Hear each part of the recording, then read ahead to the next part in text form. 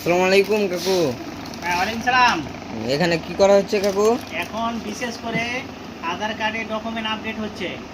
যেমন আধার কার্ড কারো হয়তো 10 বছর 12 বছর হয়ে গেছে, তারা আধার কার্ডের ডকুমেন্ট আপডেট করেনি, তাদের শীঘ্রই বলছি আধার কার্ডের ডকুমেন্ট আপডেট করে নেন।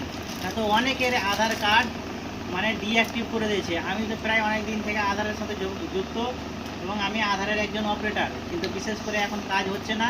তার জন্য বলছি যে আধার কার্ডের ডকুমেন্ট আপডেট হচ্ছে, ডকুমেন্ট আপডেটগুলো করে নেন।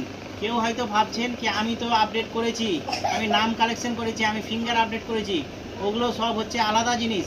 কিন্তু এটা আলাদা হচ্ছে, ডকুমেন্ট আপডেটকে করাতেই হবে।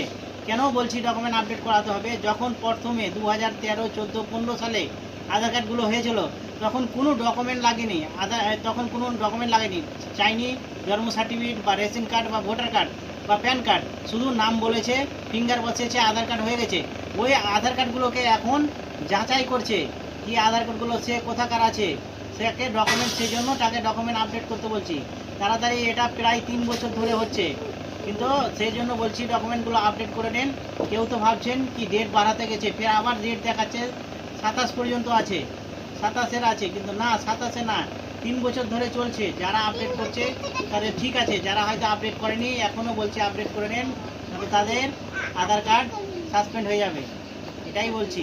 আর এই ভিডিওটা বেশি বেশি করে শেয়ার করে প্রত্যেকজনকে যেন শোনার জন্য বলছি। আর ডকুমেন্ট আপডেট করতে হচ্ছে, বেশি বেশি করে শেয়ার করুন।